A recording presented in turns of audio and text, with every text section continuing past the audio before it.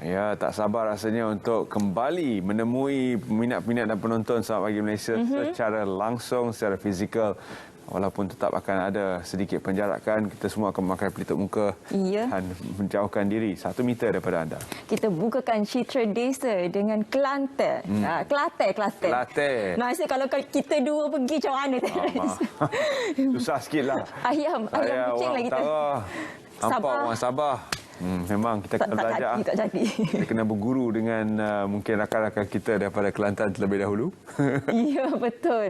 Dalam kita menyebut bajet 2022 ini, kita dah boleh bayangkan sebenarnya salah satu sektor ataupun perkara paling penting yang akan diutamakan adalah mengenai kesihatan mental. Selain daripada kita nak mendepani pandemik COVID-19, ini antara implikasi pandemik COVID-19 yang sering dan juga setiap hari sebenarnya yang kita fokuskan dalam Selamat Pagi Malaysia. Dan tidak ketinggalan hari ini kita nak bercerita mengenai kesihatan mental dan kesejahteraan keluarga. Kita nak bersama dengan tetamu kita, Profesor Dr. Siti Aisyah Hassan, Pengarah Kongres Global Kesihatan Mental dan Kesejahteraan Keluarga Muslim, Ketua Kluster Pendidikan dan Latihan Maya Yadim. Assalamualaikum. Waalaikumsalam warahmatullahi wabarakatuh. Terima kasih kerana bersama kami pagi ini. Salah satu perkara yang positif yang dapat kita semua selami bersama setelah berlakunya pandemik adalah seluruh masyarakat membawa ke hadapan isu-isu berkaitan kesihatan mental dan diterima baik oleh kerajaan. Kerajaan juga memberi impak positif kepada isu ini apabila mengundang pakar-pakar untuk membincangkan isu ini di program-program seperti Selamat Pagi Malaysia dan sebagainya. Jadi kita mendalami sebenarnya isu rakyat yang menghadapi tekanan dan juga masalah kesihatan mental. Namun apakah yang berbaki untuk kita lakukan bagi melengkapkan lagi proses mendalami isu-isu berkaitan kesihatan mental? Silakan.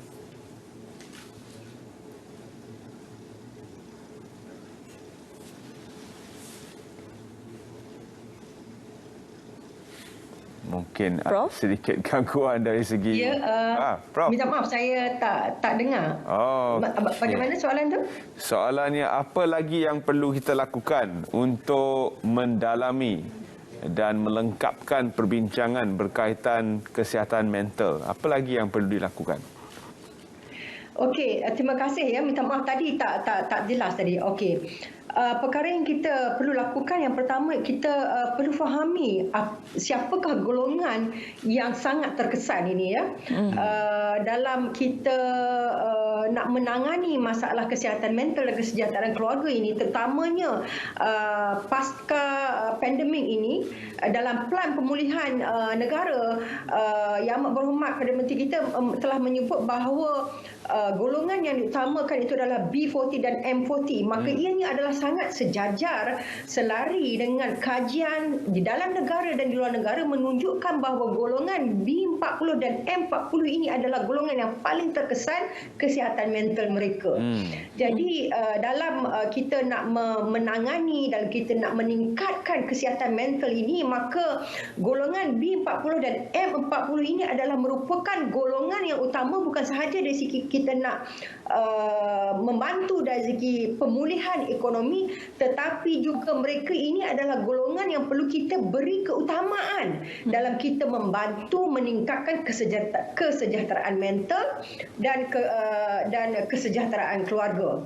Di samping itu, golongan yang terkesan untuk kita fahami adalah mereka yang berusia, kajian menunjukkan bahawa mereka yang berusia antara 18 hingga 24 tahun adalah golongan yang paling terkesan, paling vulnerable, paling mudah terkesan dengan masalah pandemik COVID-19 itu.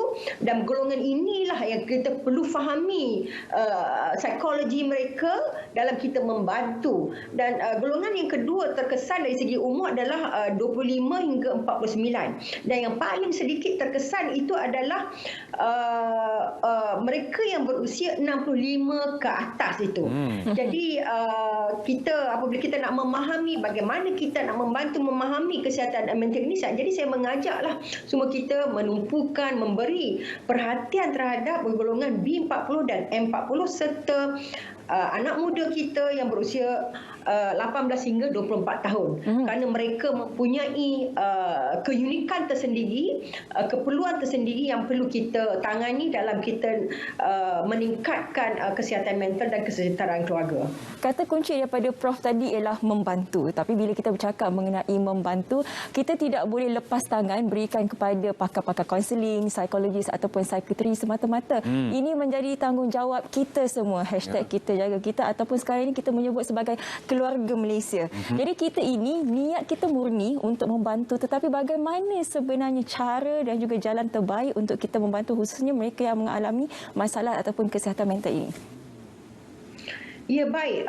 Dalam kita nak membantu, dalam kita nak membantu, saya suka menggunakan perkataan mengajak, minta maaf nak sebut, bukan saya tidak mahu mereka yang terkesan ini bersabar, redha dan bersyukur dengan apa yang ada, tetapi pendekatan kita apabila kita membantu mereka ini perlulah dalam proses kita mengajak dan menunjuk cara, bukan hanya dengan menyuruh sabarlah, redalah. Bukan, saya tidak mahu mereka bersabar, tetapi hendaklah kita tunjukkan bagaimana, apakah kemahiran-kemahiran yang perlu ada untuk semua kita sebagai satu keluarga Malaysia, untuk sama-sama kita bersyukur dengan apa yang ada. Dan tiga konsep utama keluarga Malaysia yang telah dibentangkan oleh Yang Amat Berhormat Perdana Menteri kita, iaitu keterangkuman, kebersamaan dan kesyukuran. Jadi kita ingin mengajak untuk menangani ini, kita perlu faham bahawa cubit paha kiri, paha kanan terasa jua. Yang bermaksud jika seorang ahli keluarga mendapat kesusahan, ahli yang lain turut menghadapi kesusahan yang sama. Jadi dengan konsep family therapy ini yang mempunyai sistemik perspektif inilah yang kita akan bawakan di dalam kongres yang kita anjurkan pada 30 hingga 31 hari bulan nanti, insya-Allah. Di hujung minggu ini. Ya, apabila Prof menyebut tentang golongan yang paling terkesan, iaitu golongan yang berusia dan sebagainya, kita juga ingin bawa ke perhatian masyarakat umum bahawa masyarakat di Malaysia semakin mencapai usia masyarakat yang berusia. Sebenarnya 2030 adalah tarikh di mana kita akan sampai kepada tahap sama seperti mungkin negara-negara Singapura, Jepun yang walaupun sudah lanjut dalam situasi yang sama. Prof, bagaimana untuk kita menanam di dalam rakyat kita cara untuk healthy aging dan juga bukan sahaja melihat kepada kanak-kanak dan anak-anak mereka sebagai sumber untuk membantu mereka kelak, tetapi mereka perlu bersiap sedia untuk berdikari meskipun dalam usia yang lebih lanjut. Okey, terima kasih terhadap golongan yang berusia ini. Malaysia akan mencapai negara berstatus negara tua ataupun berusia. Jadi kita mempunyai golongan sebab jangka hayat kita itu semakin baik, semakin tinggi, dan kadar kelahiran itu agak menurun. Jadi kita memang mempunyai status negara seperti mana Jepun dan beberapa negara dunia yang maju itu. Jadi bagaimanakah kita melihat menangani keadaan ini? Jadi kita perlu mempelajari daripada negara-negara yang telah menghadapi keadaan ini dan mereka telah berjaya menangani sebahagian daripada masalah-masalah yang terlibat tentang masalah warga emas ini. Jadi beberapa perkara yang kita perlu perhatikan tentang satu yang kita cuba ketengahkan tentang advokasi lelaki kawam, yang mana apabila advokasi ini kita lelaki kawam ini maksudnya kita seorang pemimpin keluarga, bukan sahaja pemimpin keluarga, pemimpin di peringkat mana sekalipun, mereka memandang bahawa menjaga golongan yang lemah itu adalah keutamaan. Jadi dengan kita mengambil kira bahawa warga emas mereka ini adalah golongan yang perlukan perhatian kerana tenaga kudrat dah berkurangan. Jadi mesti ada golongan yang prihatin terhadap mereka. Dalam masa yang sama, kita juga mahukan warga ini berdikari. Oleh itu, konsep-konsep seperti kebersamaan dan kesyukuran ini kita perlu ketengahkan lagi, kerana warga tua ini, warga ataupun warga emas ini, mereka mempunyai, sebagaimana kita jelas, mempunyai pawai ataupun pusat warga emas. Jadi dengan kita menerangkumi bahawa memasukkan konsep kesihatan mental dan kesejahteraan keluarga di dalam aktiviti pusat warga emas dan pawai pusat warga emas ini, dia akan membantu mereka untuk growing, aging dengan lebih sihat lagi. Jadi aktiviti-aktiviti yang menjuruskan ke arah, kan kita faham bahawa warga emas ini mereka akan menghadapi depression seandainya mereka melihat kisah sejarah lama itu yang mereka kekecewaan yang tidak dapat mencapai apa yang mereka harapkan. Jadi pendekatan yang khusus diperlukan kepada warga ini, dan insya-Allah di dalam kongres kita juga ada membincangkan bagaimana golongan yang elderly ini. Ada satu daripada speaker kita daripada Iran membincangkan bagaimana sebenarnya emotional abuse di kalangan warga emas ini tidak mendapat perhatian, tetapi alhamdulillah kita telah membuat kajian dan menunjukkan sesuatu cara bagaimana membantu warga emas ini, yang terutamanya yang mereka telah menghadapi trauma emotional abuse. Terima kasih soalan tersebut. Warga emas sebenarnya merupakan sebahagian daripada keluarga. Ya, betul. Dan juga emosi kanak-kanak juga tidak boleh ditinggalkan jugalah. Itu pun masuk dalam pelan pemulihan negara sebenarnya. Tapi kita difahamkan juga di sini ada satu kongres yang akan berlangsung pada 30 hingga 31 Oktober, itu Kongres Global Kesihatan Mental dan Kesejahteraan Keluarga Muslim. Pembugaran terapi keluarga sistemik Islam. Mungkin Prof boleh terangkan mengenai kongres ini, Prof?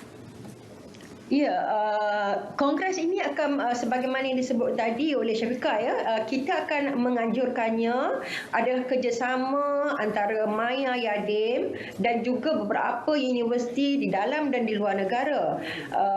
Program ini akan dianjurkan sepenuhnya secara online, dan siapa yang ingin berinteraksi secara aktif, bersoal jawab dengan para pakar-pakar di dalam dan di luar negara, kami amat menggalakkan untuk mendaftar Google sahaja Global Congress Muslim Mental Health, maka akan dapat